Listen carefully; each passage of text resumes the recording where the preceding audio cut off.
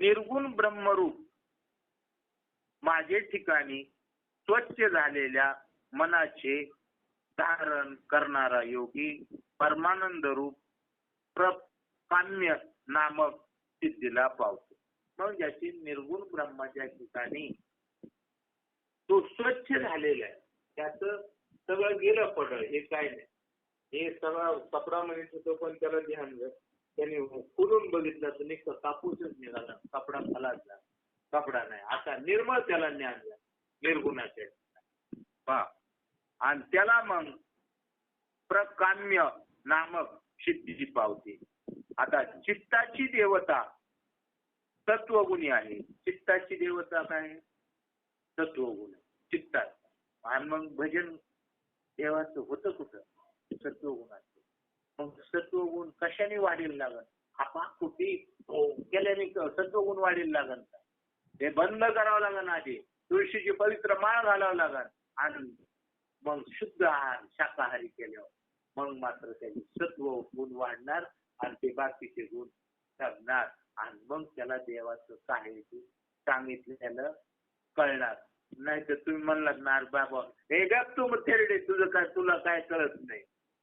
तो रजगुण आहे, तो तमगुण आहे, त्याचा उपाळून येतोय. तो तुम्हाला मानणार, तुम्ही काय म्हणतात ते कळणार सध्या नाही त्याला. कशामुळं? त्या तमगुणामुळं. आणि त्याचा आहार बदलला. मग संतांनी काय केलंय? युक्ती केली, सुरुवात केली तिथून आणि मग त्याचा आहार बदलला. सत्वगुणात सत्वगुणात आला की आहे काय ग म्हणते. काल काय म्हणले माझ्या लक्षात का तसा येतोय तेव्हा तमगुणात होता ना, आज सत्वगुणात. आपल्याला बराकला ना तो समजायचं आज तमगुणाचा. आता बोलण्यात काय अर्थ? एकाने गरम झालं तर एकाने पाणी होईल त्याच्या अर्थ. आणि पुन्हा गरम झालं तर पुन्हा विचारतोय आई काय जर काय तो म्हणजे काही नाही नाही ते विचारलंय कारण तेव्हा सत्वगुणात आलाय. आणि तो सत्वगुण वाढण्यासाठी साधू संतात तुळशीची माळ आणि शुद्ध शाकाहार पहा. मग चित्ताची देवता सत्वगुणी आहे. इंद्रिय आणि इंद्रियाच्या देवता रजोगुणी आहेत. त्या इंद्रियाच्या देवता काय आहेत? रजोगुणी. इंद्रिय कशामुळं? रजोगुणी. आणि विषय हे केवळ तमगुणी आहे. विषय कोण आहेत? तमगुणी. विषय तमगुणी आणि इंद्रिय रजोगुणी आणि चित्ताच्या ठिकाणी सत्वगुण आहे. चित्ताच्या ठिकाणी सत्वगुण असला तर इंद्रियाला पळापळीची गरज नाही आणि विषयाकडचं ध्यान जात नाही, म्हणून त्याला सत्वगुणी म्हणतात. इंद्रियाची चित्ताची देवता काय आहे? सत्वगुण. इंद्रियाची देवता काय आहे? रजोगुण. आणि विषयाची देवता काय आहे? तमोगुण. हे तीन परमानंद ब्रह्माला झाकून टाकतात. हे तीन गुण काय करतात त्या ब्रह्माला? म्हणून माऊली म्हणतात त्रिगुण आणि निर्गुण हे त्या तीन गुणांनी परमात्मा झाकून टाकलाय. रजगुणाने, तमगुणाने आणि सत्वगुणाने सध्या काय केलाय? माझ्या चित्तात काय वाटतंय? तो वाटलं की झाकला. कोण? परमात्मा. आणि स्वतः कोण आहे? परमात्माच आहे. पण ह्या तीन गुणांमुळे झाकल्या गेला. झाकून टाकतात. परमानंदाला आवरण या तिघांचे आहे.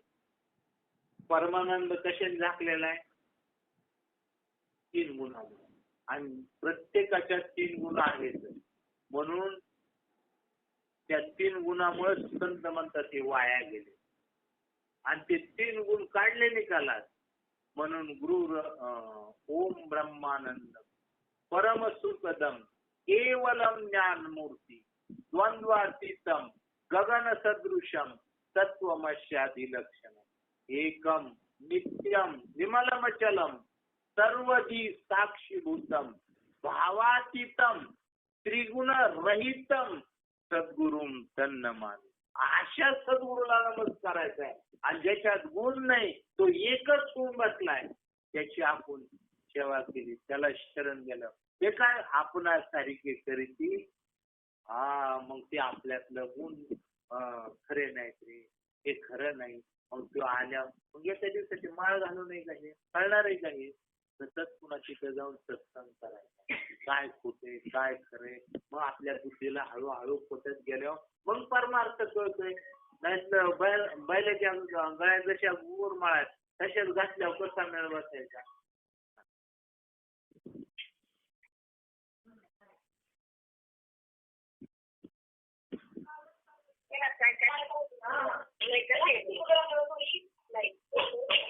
परमानंदाला आवरण या तिघांचे आहे.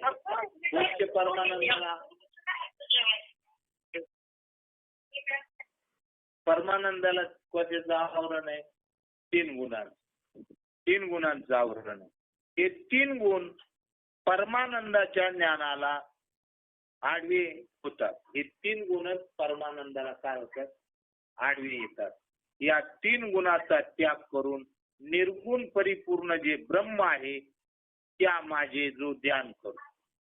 कशाचं? त्या निर्गुणाचं ध्यान करायचं. मग निर्गुणाचं ध्यान करता करता डायरेक्ट निर्गुण तुम्हाला येऊन भेटेल का? नाही. त्याच्यासाठी तुमच्याकडे कोण येणार आहे? सगुण येणार आहे. सगुण कोण आहे? सद्गुरू येऊन द्या. तो देवच निर्गुण परमात्मा आहे. पण तुम्हाला भेटायचं कसं? तुम्ही सगुण आहेत ना, तुम्ही 3 गुण आहेत. मग त्याला ते 3 गुण धारण करू. मग मग आता ते 3 गुण धारण करून आलाय ते, पण त्याच्यात ते 3 गुण असणार का नसणार? असणार. पण त्याचे ते 3 गुण आहेत ना, ते तुमच्या उद्धाराचा. त्याने जर त्याचा घेऊन आलेला आहे तर त्याच्या उद्धारा करताय. पण घडतं काय सांगू का? त्यांची जी परिपूर्णता आहे ना, ते आपण जोपर्यंत परिपूर्णता होत नाही तोपर्यंत कळत. त्यांची परिपूर्णता आपण परिपूर्ण झाल्याशिवाय कळत नाही. कारण एक शिष्य होता आणि त्याची बरेच दिवस सेवा झाली, घडली. तर म्हणले आता तुला मी एक आरसा देतो. त्या आरशाने काय होईल? प्रत्येकाच्या चित्तात मनात काय ते तुला कळायला लागेल. हे आरसा तुझ्याकडे राहू दे. तुझी सेवा भरपूर झाली, आता तुला मी आरसा देतो. तर त्यांनी प्रत्येकाच्या आरसा केला की त्यांच्या चित्तात काय आहे हे तुला त्याच्यात दिसत. मग हे दिल्यावर त्याला बरं वाटलं. मग ते म्हणला आपल्या गुरुच बघा काय आहे का दोष. म्हणून आरसा त्याने बघितलं तर त्याला दिसला गुरुच्या त्या आहे दोष. पण आता इतके दिवस केले पण दिसले पण काही बोलला नाही. पुढे गेल्यावर मग जी भेटेल त्याला करायचा. मग जी भेटेल त्याला असं प्रत्येकाच्यात गुणदोष आहेतच. मग असं घरी गेला मग आईच्यात बाबा आईच्यात बघितलं, वडिलाच्यात बघितलं, वडिलाच्यात बहिणीच्यात बघितलं, बहिणीच्यात भावाच्यात बघितलं, तुमच्या मालच्यात सगळं बघायला जी भेटल त्याच्याकडं दोष दिसायला लागला. मग दोष दिसायला लागला म्हणल्यावर बघता बघता तो लोकांचे दोष बघता बघता 2 महिन्यात पागल झाला. जी जाईल त्याच्याकडे दोषच दिसायचं. मग 2 महिन्याने आला. गुरु म्हणला मला ही लक्षण लावले जे आहे तिथून सगळे दोषीच आहेत. अरे आरसा जे दिलता तो तुला लोकाला बघण्यासाठी दिलता का? तुला आरसा कशाला दिलता? आणि तू बसला आता तो फिरवणार स्वतः कर आणि गेलं ना तुझं. आणि मग गुरु कशी गेलं म्हणजे असा गुरुंपाशी आणि म्हणला माझ्यात काम क्रोध लोभ हे तर सगळं माझ्याकडे भरलंय. म्हणजे कवा बघायचं? मग हे कवा बघणार? आणि ज्याने स्वतःकडे बघितलं तेव्हा मात्र मग तो त्याच्यातले काढल्यावर आणि मग त्या देवाचं ध्यान केलं. मग मात्र कधीच त्याला चलबिचल न होणारी अशी शांती प्राप्त होईल. आणि ते ध्यान हेच सुखाचं साधन. आणि मग मात्र तो काढायला लागतो आपल्यातलं बघितलं. आणि जोपर्यंत दुसऱ्याचं बघतो तोपर्यंत बेचैन, अस्वस्थता, शांती नावाचं सुद्धा किती करा शांती नाही भेट. आणि त्यावेळेस मग तो ज्यावेळेस आपल्या म्हणून पाहावी आपणाशी ज्ञानाव ज्ञान, याला ज्ञान म्हणतात. आपण पाहतो आपल्याला का दुसऱ्याला. जो म्हणतो ना ह्यांनी असं करावं का, तो जगातला पहिला मूर्ख, महामूर्ख. आणि जो ज्ञानी आहे ना तो कुणाचा दोष पाहतो. त्याची कंप्लेंट संपलेली आहे. दुसऱ्याबद्दलची कंप्लेंट कुणाची, ज्ञानाची. आणि दुसऱ्याला कंप्लेंट करतो तो महामूर्ख. आणि म्हणून हे संतांनी काय सांगितलंय, दुसरे चांगले, दुसरे तुझी मदत करते ना असं सांगितलंय का नाही? कुणाचे कुणी असं सांगितलंय? असंच सांगितलंय ना. आणि तुम्हाला आपल्याला काय सांगितलंय, आपण असंच सांगितलंय का दुसरे अवलंबून राहा, दुसऱ्याला दोष द्या असं सांगितलंय? त्यांनी काय सांगितलं? हे संतांचं काय वाङ्मय, तुम्ही वाचता काय करता काय? तरी आपल्याला दुसऱ्याचे दोष, आणि दुसऱ्याचे दोष कधी दिसतात? मूर्ख माणसाला दिसतात, अज्ञानी माणसाला दिसतात. आणि तो आपल्याकडे जो दुसऱ्याचं पाहतोय तोपर्यंत तुला जगात दोषच दिसतात. आणि आपण निर्दोष झाला की जगात दोष दिसणारच. ज्यांचं त्याला तो तिकडे बघणारच नाही. वेळ आहे का? आपल्या नाकातला शिंबूड कळल्यावर आपला काढता काढताच परीक्षा नाही, तो दुसरीकडे कशाला बघ सांगा बघा. त्याच्यामुळं संतांनी आपल्या आतमध्ये बघायला सांगितलं आणि जनता बाहेर बघायची. म्हणून आतमध्ये ज्याने बघितलं त्याला जर कळला आपल्या दोष आहे, तो काढायला लागला. तेच खरं आरसा आहे, तोच खरा सद्गुरूचा आरसा आहे. आणि त्या आरशात एकदा बघून केलं मग मात्र कायमची अखंड समाधी, अखंड शांती. पण तिथपर्यंत तो पवाचला, परत गुरुकडे गेला तर नाही तर मग तो दुसऱ्याचे बघत बसल्यावर जिथं जाईल तिथं दोषच त्याला दिसतो. त्या माझ्या ध्यान अवस्थेत परमानंदाची प्राप्ती होते असं ध्यान केलं तर मात्र त्या परमानंदाची प्राप्ती होते. ज्या आनंदात सर्व भोगांची, सर्व इच्छादी विकारांची निश्चित निवृत्ती होते. सगळे भोगांची, सगळे, कारण त्यांच्यापाशी गेल्यावर त्या इच्छेमुळे जन्म मरण आहे. ती इच्छा जवळ जाते. ती इच्छा मी नाही म्हणते की ज्याला हे म्हणे इच्छा कशात, वासना कुठं निर्माण होती? देह वासना ह्याच्यापासून निर्माण होती. आणि त्याचा तुमचा संबंध सोडला ते नाहीच तुम्ही, तो परमानंद आहे हे सांगितलं. ह्याचं पुन्हा कशाला लस घे. तशी तिथं इच्छाच खतम करतात तर काय प्रश्न राहिला तिथं? मग विकारांची निश्चित निवृत्ती होते. परमानंदाची प्राप्ती झाल्यानंतर सर्व वैश्विक सुख त्यात बुडून जाते. सगळं सुख त्याच्यात काय होतं? बुडून जातो. ज्याप्रमाणे सूर्योदय झाल्यानंतर चंद्रासह सर्व तारांगणे हरपून जातात. रात्रीचं सगळे तारांगण दिसतंय, सूर्य दिसतंय, पण सूर्य उगवलं मग ते नसतं का? असतं, पण त्या सूर्यापुढे दिसत नाही, हरपून जातात.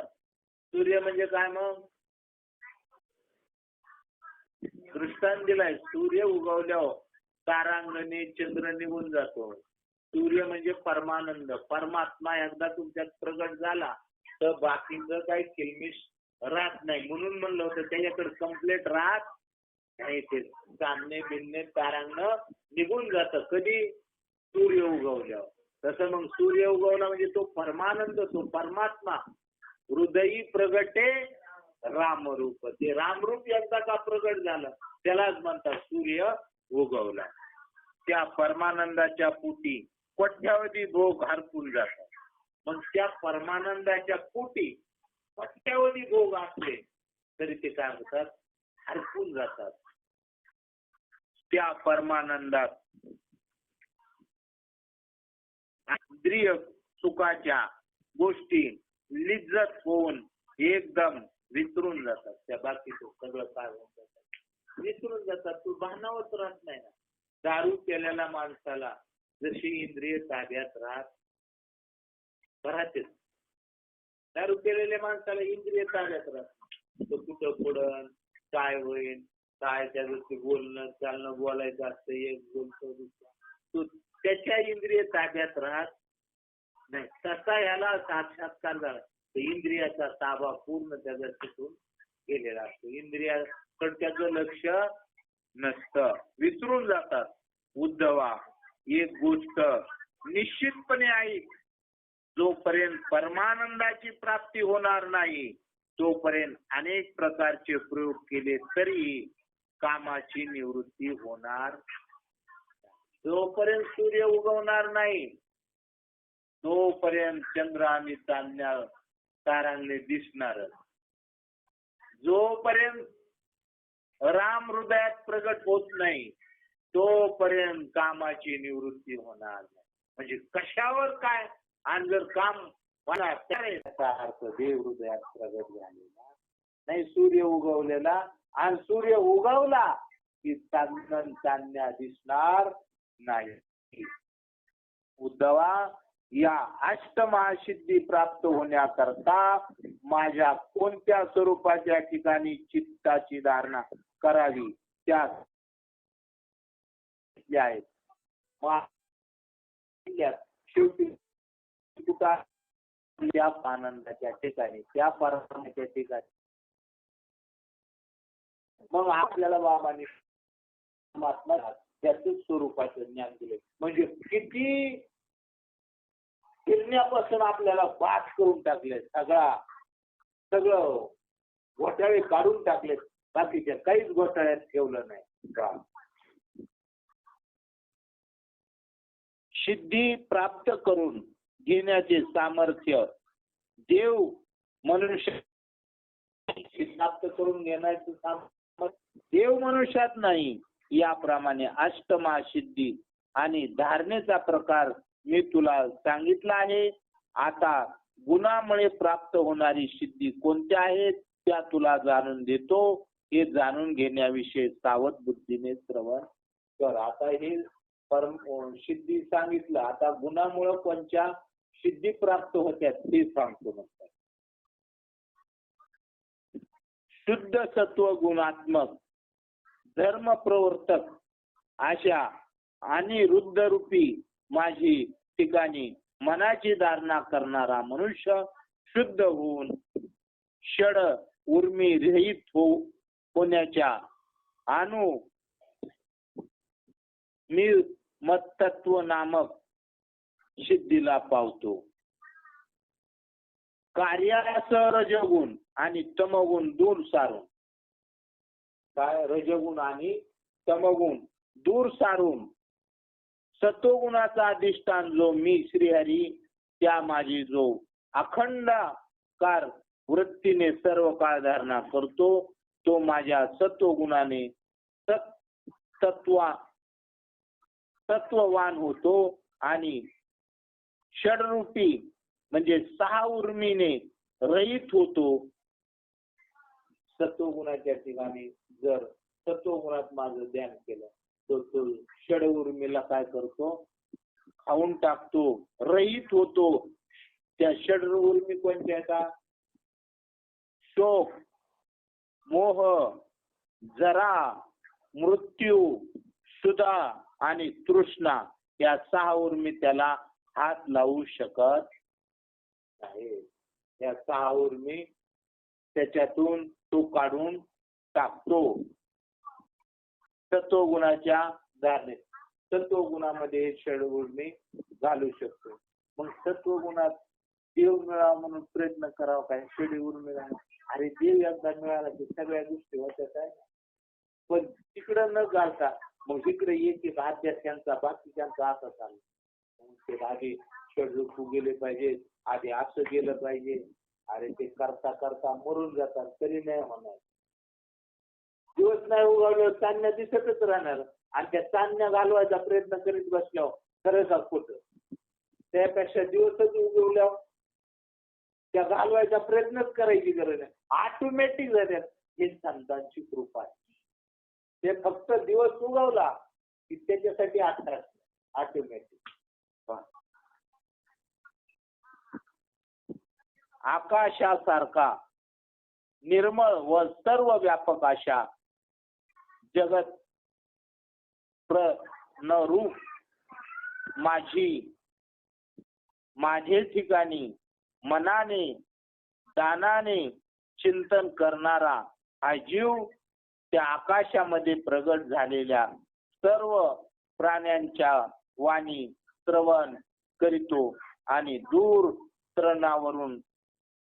श्रवणावरून सिद्धीला पावतो. परावाणी कोणची?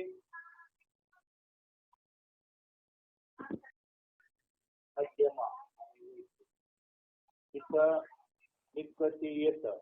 मध्ये थोडं जाणवल्यावर इथून इथपर्यंत येतं मध्य. इथून बोलत तुम्हाला खरंच सांगू का, परा म्हणजे आतल्या स्वच्छ आणि मध्य आतल्यात म्हणतो. आणि ती मध्यमा आणि मग बोलत ती पण ती म्हणते ती वैखरी. पण आतली आत चाललंय ना तुमची गप ती पश्चिम आणि इथून स्फुरण होतं. ह्याच्यात स्फुरण होतं. ती बोलत नाही काय, पण इथून यंत्रणा नाही करते. मध्यमाने सगळं ठरतं काय आणि ती आतली आत विचार करते आणि ती वैखरी सांगते कोणाला सांगू नको. ती वैखरी तिथून त्याला होते. इथून परा पश्यंती मध्यमानी वैखरी. परावाणीचा शब्दाचे महात्मे प्राणास प्राण, त्या परावाणीला प्राण म्हणतात. प्राणास वर्तमान ज्या हृदय आकाशात परा पश्यंती हृदय आकाशात अवश्य विश्रांतीला येते. तिथं विश्रांतीला येते. त्या हृदय आकाशाची अधिष्ठान भूत मी आत्मा आहे. हृदयात ही परावाणी इथं आली नाही तर आणि तिथं मी आत्मा बनते. हे तोच प्राण याच्याशी त्या पश्चिमची मध्ये तो हृदयात काय ती हवा इथं आलं त्याला काय म्हणतात आत्मा. तो स्त्रीहरी मी आहे. तो आत्मा स्त्रीहरी. तो भूत मी. ते भूत आहे.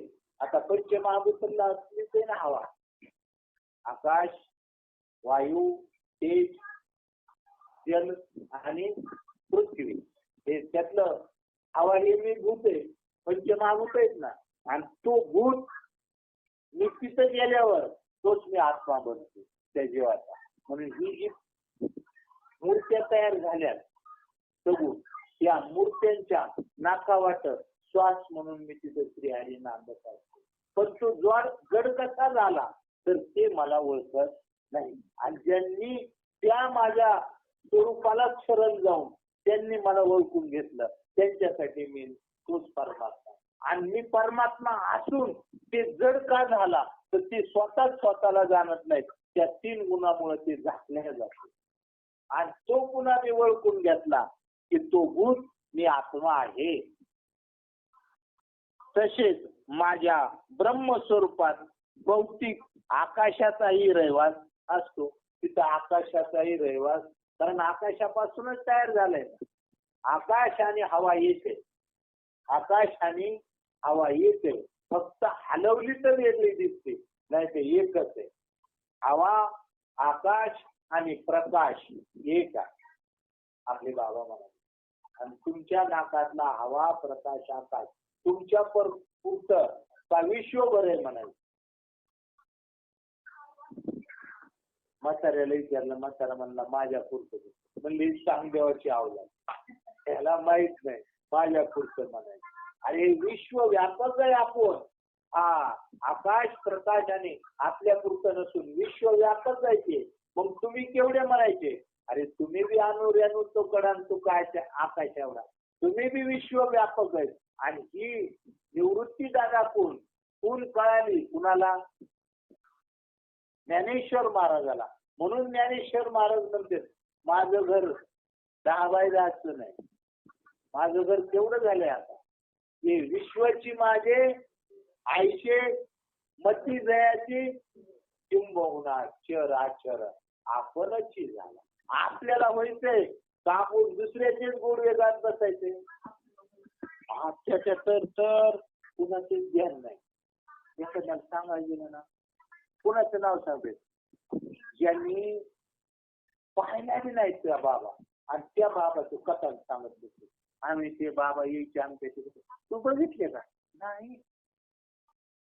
मग ते यायचे ते असे सांगायचे, म्हणजे ते असे सांगायचे आयचे लाडू खायचे, तू काय निश्चित सांगायला काय लोकांना? अरे तुझ्या वाट्याला येऊन दे उलटा तुकडा तर मग. आणि ज्याने तुकडा दिला त्याचं गोड गायलं तर ठीक आहे. पण का आमच्या आजोबांना उलट साखर वाटत होता. काय म्हणला? आमचा आजोबा उलट साखर म्हणजे तू दुधी थांबाडी करतो असलं ते कमवते. आणि त्या बाबाचे ना इन करी आणि त्या बाबाचे ना चोपदार कशाला दंडुके सांभाळायला ऐका काहीच ज्ञान. आजोबाचं सांगतो पंजोबाचं सांगतो मोठ्याने निकट सांगतो. तुझ्या वाट्याला काय राम? तू काय म्हणतो? तुला आहे का अनुभव याचा?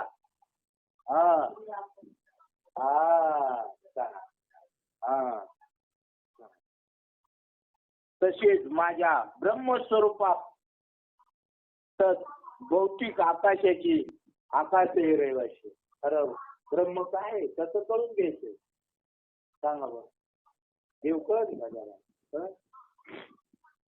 जगाचा देव म्हणून कुठे आलो? मूर्ती दगडाचं देणं नाही, खरा देव. म्हणून तुकाराम महाराजाला म्हणाला तुका म्हणे पैसे आणि गेले विसरवणे म्हणजे खरं अभिषेक करायचा. करा अभिषेक करू तो पडून टाकला माऊली आणि होते तवा मुठभर कुणी दिलं नाही. आणि आता तिथे खिद्रावळ जाती पारायण कराय का तिथं चोपडायला जाते. काय होणार नाही ह्यांना कळून नाही घेतलं ना. उत आलाय तिथं रोज पारायण करतात. पारण करून काय नाही.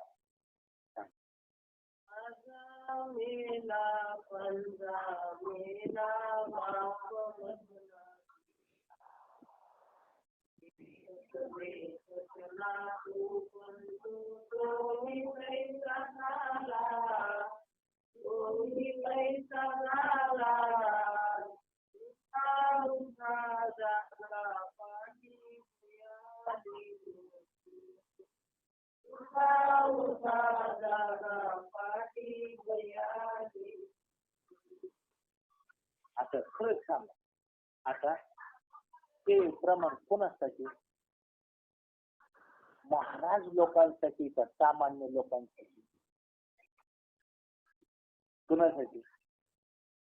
महाराज लोकांना हे प्रमाण. तुझा आजा मेला पंजा मेला तुझा बाप मातना गेला एकच नातू तोही पैसा झाला. तू अजून कीर्तनच सांगतो का? काय देव करून घ्यायला का? पारायणालाच लावतो जिथेच करीतो. ते कुणाला म्हटले? त्यांना सांगितले ह्याच्यावर बाबा एक दृष्टांत देईल. सत्य म्हणायचे एकाला रात्री झोपल्यावर काय वेळ झाली त्याला एकाचे 2 दिसायला लागले. तो डॉक्टरकडे गेला आणि डॉक्टर म्हणला तुम्ही 3 जण कशाला? म्हणजे ऑपरेशन कुणाचं आहे आधी? महाराज लोकांचीच ऑपरेशन आधी करायचं ते. त्यांना म्हणलं उठा पाठी भैया आले. आणि मी रोज कीर्तन करतो पण बघ वळून बघ.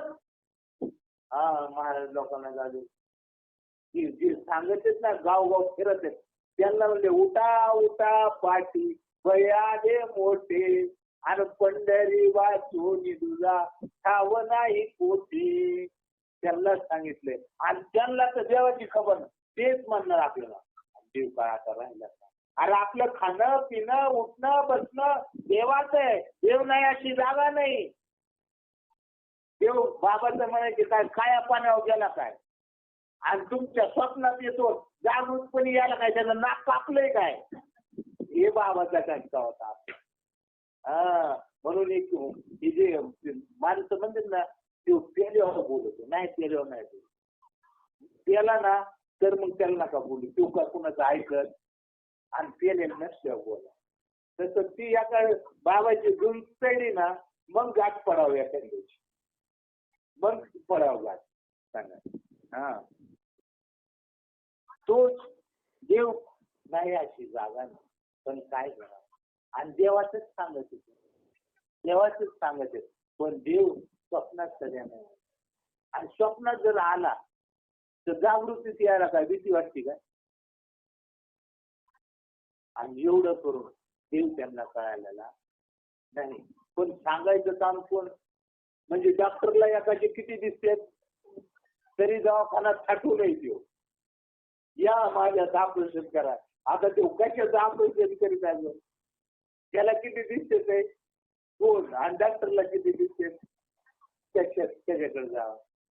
भेद गेलाय, भेद गेलाय का, नाही भेद गेला. आणि ज्याचा भेदच नाही गेला हे सगळी ब्रह्मापासून निर्माण झालं.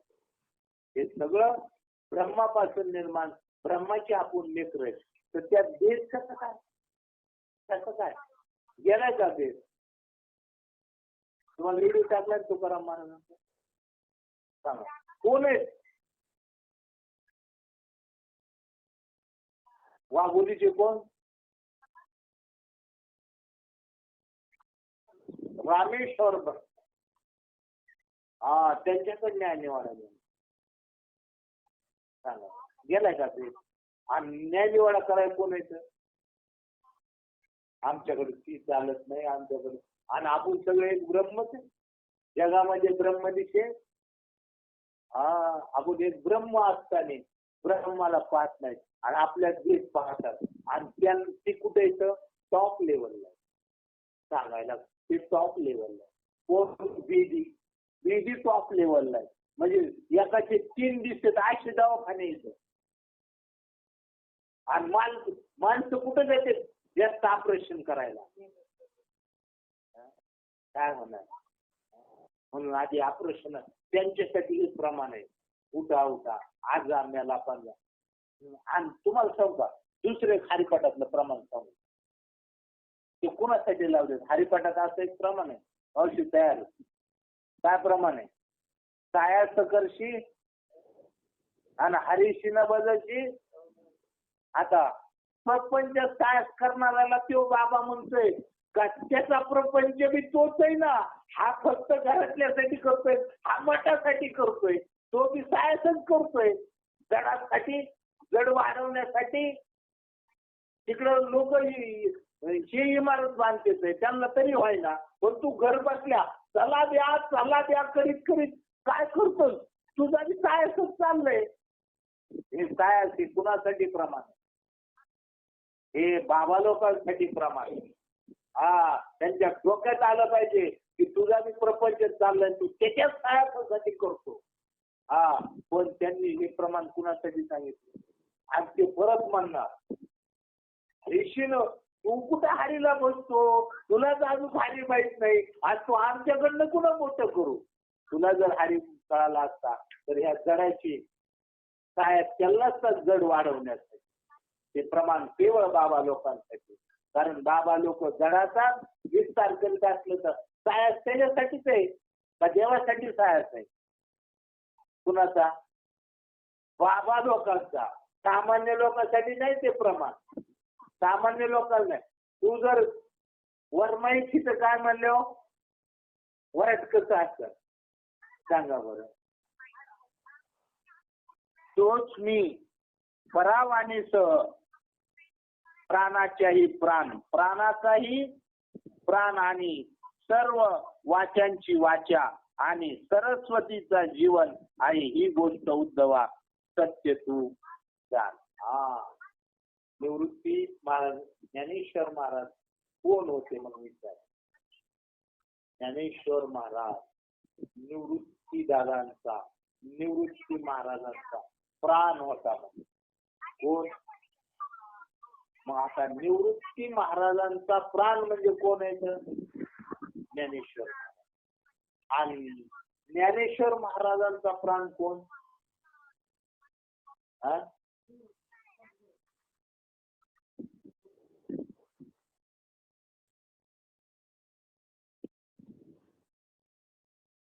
बंद करून टाक. तरी त्या स्पीकर बंद केला.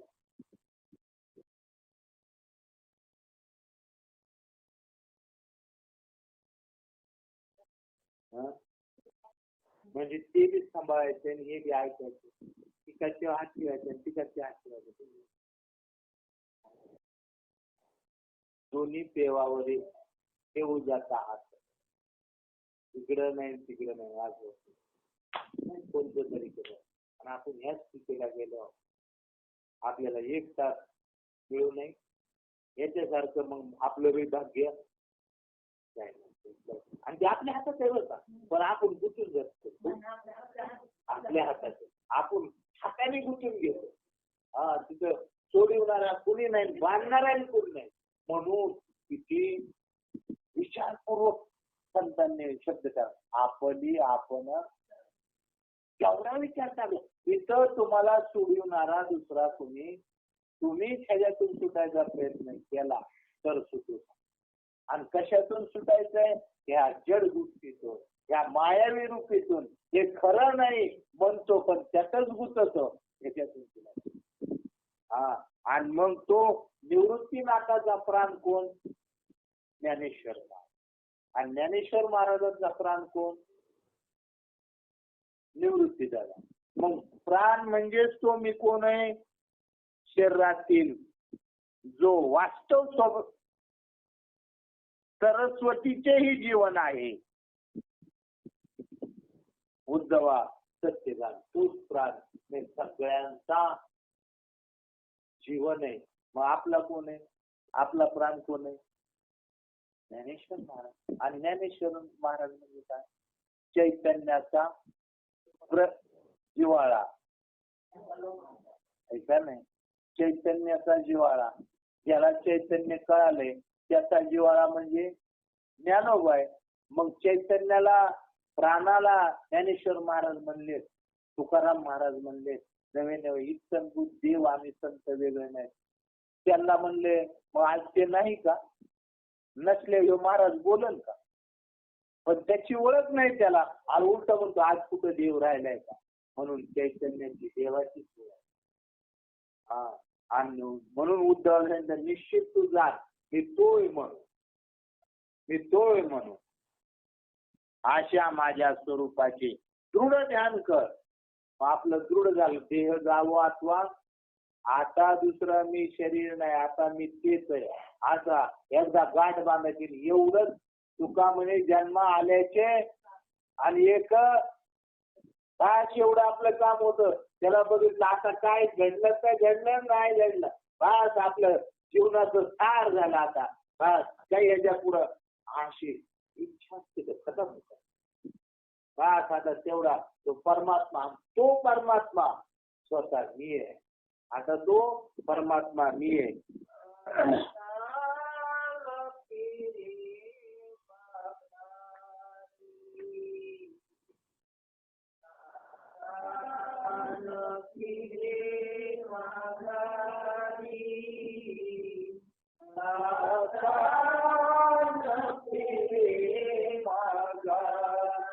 माघारी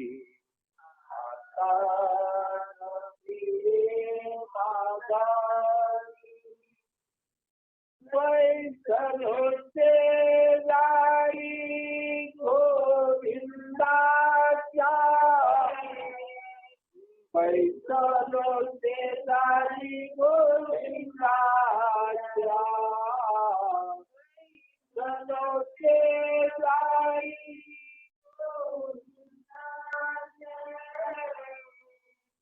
पैसलोचे जाई गोविंदाचे, आता रे माता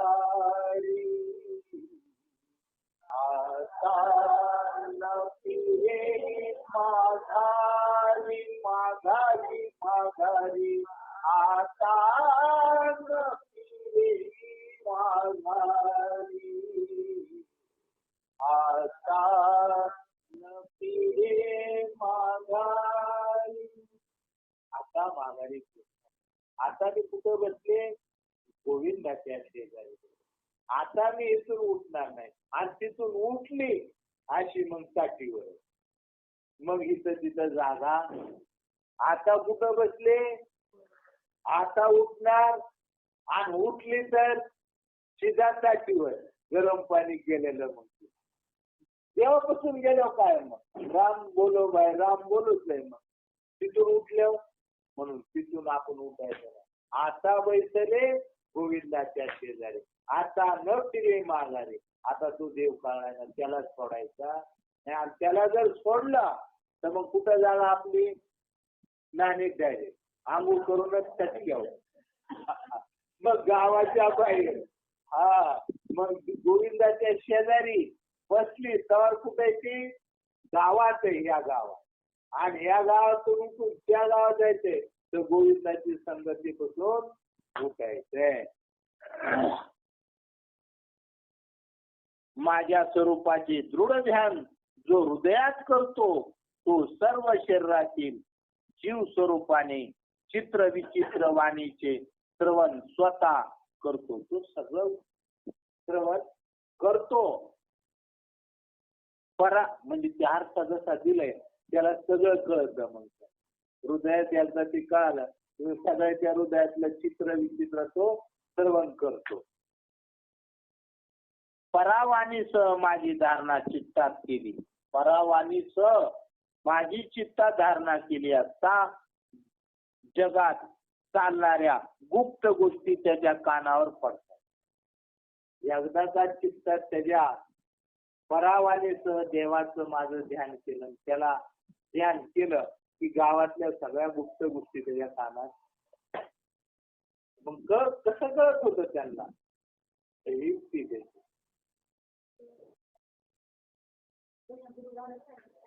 आज कीर्तन आहे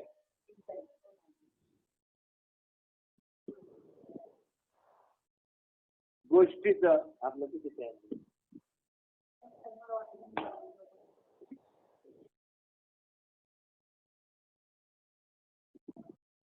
असता जगात चालणाऱ्या गुप्त गोष्टी त्याच्या कानावर पडतात.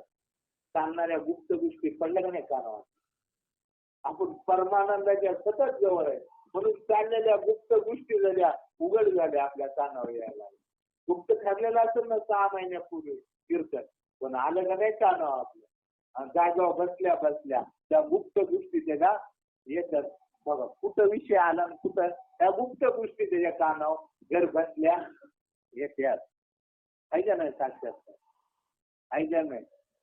त्या वेळी दृढ श्रवण नावाची सिद्धी प्राप्त होते आणि तो कशात बी आपला दृढ श्रवणाचा निश्चय तो ठेवतो आणि ती दृढ श्रवणाची सिद्धी त्याला प्राप्त होते. मग बाकीकडे काही चाललेलं असलं ना आपलं एकच जाणतं. अर्जुनाला हे सांगितलंय. गीता कुठं सांगितली.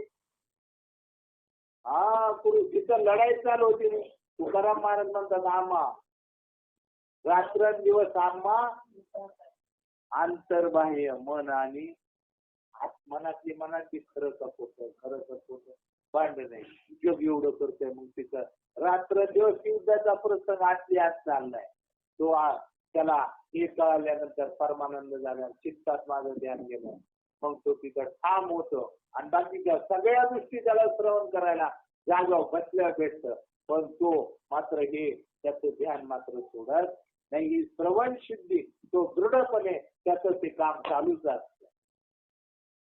सिद्धी प्राप्त होते. आदित्यामध्ये चक्षु इंद्रियांचा आणि चक्षुच्या ठिकाणी आदित्यांचा संयोग करून त्या संयोगामध्ये माझे चिंतन करणारा पुरुष सूक्ष्म दृष्टी होऊन दूर दर्शन रूप सिद्धीला पोहोचतो. तो सूक्ष्म होऊ शकतो. तो सूक्ष्म होऊ शकतो. सूर्य जो आहे तोच मी नारायण आहे. सूर्य तोच मी कोण आहे म्हणून सूर्याची पूजा करतात, आहे का नाही? सूर्य आणि सूर्याची उपमा कुणाला दिली? सद्गुरु. कारण सद्गुरूमुळे ते नाम भेटते. तर तो सूर्य मीच तो नारायण आहे असं सांगा. सूर्य जो आहे आणि नारायण म्हणजे कोण? सूर्य म्हणजे कशाची उपमा आहे? सद्गुरु. आणि सद्गुरु म्हणजे काय? नाम. हा, सूर्य जो आहे तोच मी नारायण आहे. जो साधक डोळ्यामध्ये सूर्यनारायणाचे ध्यान करतो, कुठं? डोळ्यामध्ये. सतत त्या सूर्यनारायणाचं डोळ्यामध्ये ध्यान करतो. आपण कुठं करतो?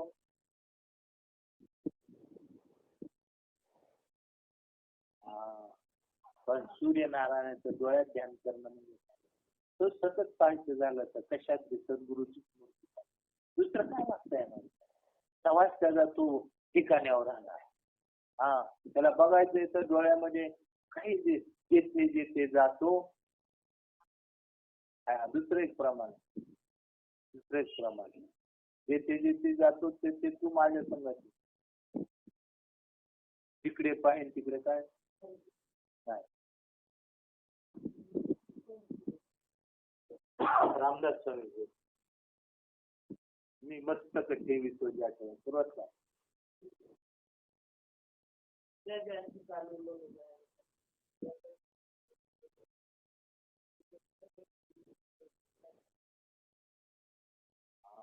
माझं जिथं जिथं मन जाईल, मी कुठं गेलो ना माझ्या मनाने, तिथं मस्तक ठेवलं की तुमचे निरूप द्या.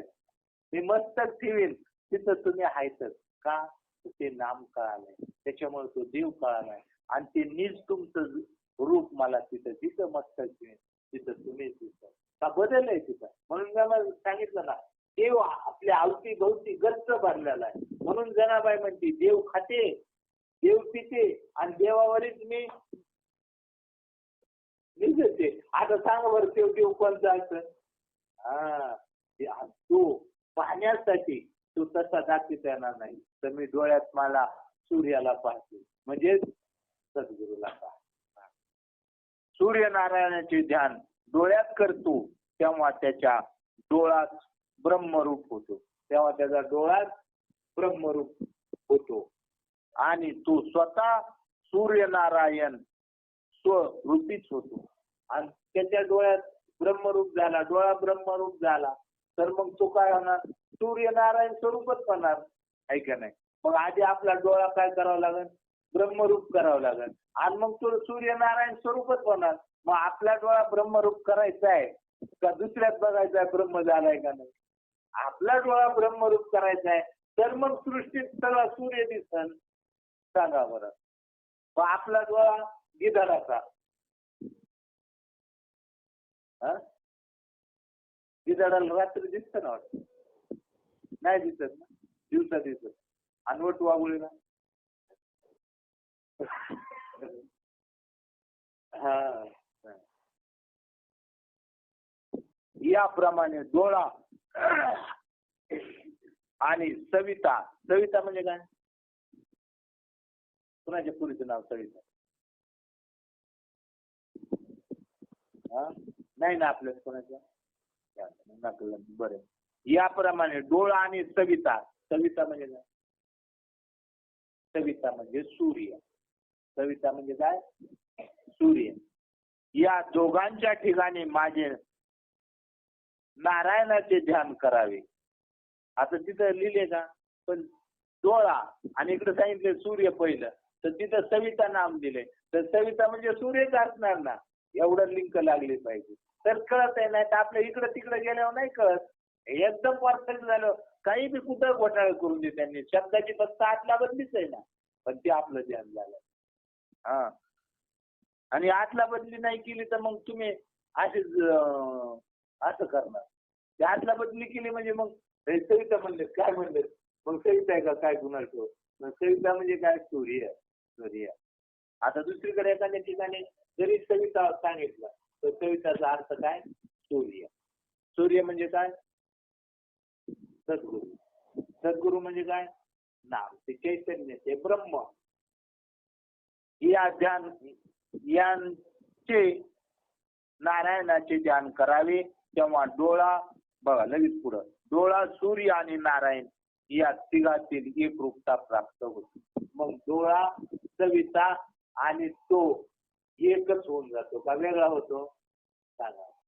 याला म्हणतात त्रिपुटीचे जाऊन डोळा सूर्य आणि नारायण हे वेगळे का एकच झाले आता एकच झाले. तो सिद्ध पुरुष सूक्ष्म दृष्ट्या होतो आणि मग तो सिद्ध पुरुष सूक्ष्म दृष्टीने होत असतो आणि संपूर्ण जगाला पाहतो. मग तसा सिद्ध पुरुष संपूर्ण जगाला पाहतो. डोळा सूर्य आणि नारायण तो एकच झाला आणि मग तो सिद्ध पुरुष झाला आणि तो सिद्ध पुरुष बसल्या जागा सगळ्या जगाला बघतो. मग त्याला काशीन बनारस गाणगापूर तिकडच्या वाऱ्या करायची गरज आहे. तो पुरुष जाग्यावर बसलं आख्या कशाला बघतो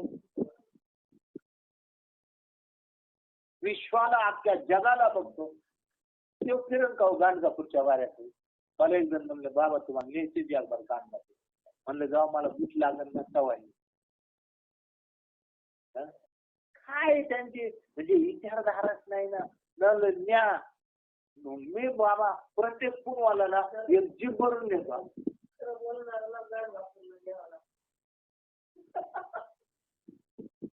म्हणजे गाणगापूरला प्रत्येक बारीला जीव आणि काय नाही ती बाबांना तुमच्यासारखं काय बोलत नाही ते फक्त अन्नदान करतात.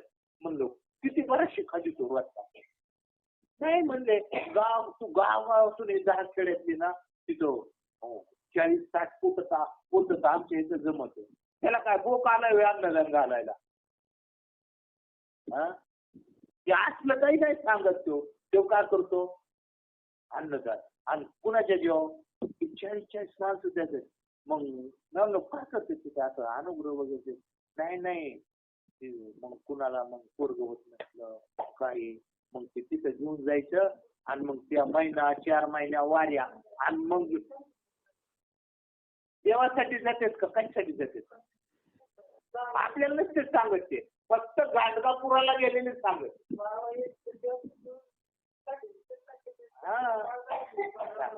किती गावचे ते सांगा. मग फक्त बरं ते आम्ही ह्याच्यासाठी गेलोच म्हणते का गाणगापूरला जातोच म्हणते. बाकीचं काही सांगत नाही फक्त गाणगापूर म्हणजे सगळ्या जगाने उलटावा गाणगापूर जाऊ नये असं माझं नसेल का. जा पण तुम्ही देवासाठी जाता का या नारायणासाठी जाता का. डोळा तुमचा सूर्य आणि नारायण एक झाले का तुम्ही. असं होत असेल तर जा आणि असं झालं मग तो घरी बसल्या सगळ्या जगाला पाहू शकतो. असं होत असलं तर नक्की जा सगळं जग दिसेल ना. पण असं दिसतंय का बरं जग जागावर बसून कसं दिसायला लागलं त्याला. कारण तो सगळ्या परमात्मा सगळ्या जगात भरून वागलेला आहे आणि तो त्या परमात्म्यावरच बघतोय. तो काय दुसरं जाणत नाही.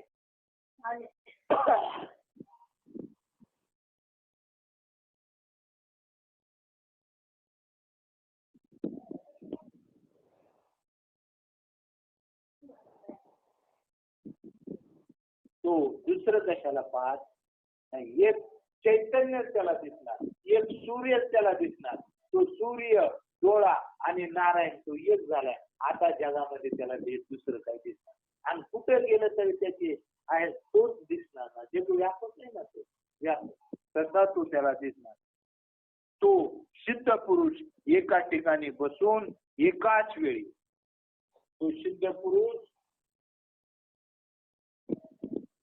तो सिद्ध पुरुष एकाच ठिकाणी बसून एकाच वेळी 14 भुवनाचे दर्शन स्वतः घेऊन येऊ शकतो. आणि त्याला म्हणायचं येतं का सृष्टीला. पण तो बी येड आहे जातो. कारण का त्याला ही वडायचंय का सगळं. याला सृष्टीची येड आहे त्याला तिथून घेऊन त्याला दाखवायचंय. त्याला पंढरीला तर त्यांच्या सगळं पंढरीला निघायचंय. त्याला इकडं तर त्याला तिकडं निघायचंय का? केवळ केवळ आपल्याला ते ज्ञान होईल. कारण त्याला 3 गुणात आलाय तर त्याला आता की त्यांच्यासारखं खेळावंच लागणार आहे काही दिवस. पण ते तसं आहे. तो घरी बसल्यावर 14 भुवनाचं दर्शन एका वेळी घेऊन येऊ शकतो. आता त्याला कुठं न्यावा? तरी माणसं बाबा यायचं का? 15,000 भरून ना म्हणजे तुरी टाइम जेवायची सोय 17 जेवायची तुला. मी म्हणलं का म्हणणे बंद सुट्टी नाही काय लावलं. तर ह्यांना जायचे खायचे 2 टाइम त्यांना पेन्शन भेटते काम ना धंदा मग चला हरी गोविंदा. पैसा पाणी घालवायचं कुठं? 80 आलेली 15,000 दोघं जण जाते तर चला सांगावं आपल्यासारखं कष्ट करून गेले असते का फिरायला? नाही ना. बरं जाऊन दे पण तू जाऊ काय 15 दिवस तिकडे गेली गाडीत फार डोकं जाम झालं. तिकडे तर देवाला गेलं तर तुम्ही डोकं जाम कसं काय झालं? पण ते जाऊन आल्यावर पुन्हा म्हणजे काय नाही अहो सगळं होतं पण जेवणाची अवस्था नव्हती पाणी बरोबर नव्हतं आणि त्याने दुखणं आलं आणि आम्हाला तर तयार करीत जातात लई सोय आहे लई सोय कशाची खायची. मग आपल्या घरी काय दिवस जेवायला भेटत नाही. पण 17 देव करायला नाही हे 14 भुवन सगळं पाहत बसल्या ते निजाम करावा हे निजाम करून पैशाची नाही आणि हे 14 भुवन घरी बसल्या करावं. तर आता कोणी 14 भुवन दाखवित असताना त्याला ते 15,000 जमा करून द्यावं आणि बघावं. मग जागेवर बसून काय कुठं जाणं नाही येणं नाही किती सोपं आहे सांगावं. पण असं पटणार नाही. त्यांना तिथंच जिजावं लागेल. त्यांना तिथंच ज्याचे जैसे कर्म बळ देतो रे ईश्वर त्या पद्धतीने त्यांना तिकडेच जिजवणार. पण आपलं काम केलंय बाबांनी आता शांतीला आणून बसवलंय. आता म्हणून कुठं जायचं इच्छा होणार. कुणी निघालं तर म्हणते बाबा प्रसाद आण रे आम्हाला तिकडे आम्हाला काय नको इथं आमचा सगळा पांडुरंग आमच्यासाठी घेतलं आहे का नाही. अशी आपण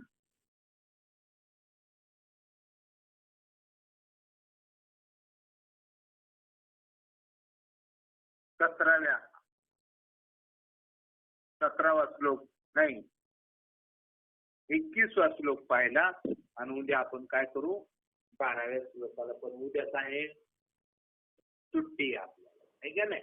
सगळ्याला सांगा जे आले नाहीत त्यांना नाही तर ते म्हणते आज नाही यायचे उद्या म्हणते बाबा आम्ही आलतो कारण उद्या काहीतरी त्यांचा ऍडजस्ट करून येणार म्हणते बाबा आम्ही आलतो त्याच्यामुळे जे आज आले नाहीत त्यांना कुणी भेट झाली तर नाहीतर त्यांच्या घरी जाऊन नाही म्हणलं.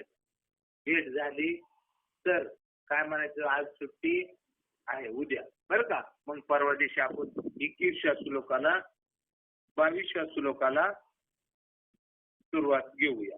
झालेली सेवा हृदयस्थ सद्गुरु श्रीपाद बाबा रामदास बाबा पांडुरंग परमात्मा आणि तुम्हा सर्वज्ञांच्या सेवेला आपण इथे पूर्ण करा.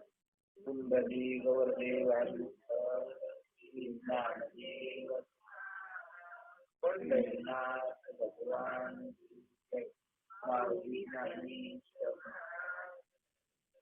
जगद्गुरु संत तुकाराम महाराज शांती ब्रह्मनाथ महाराज सच्चिदानंद सच्चिदानंद रामदास बाबा चिंतन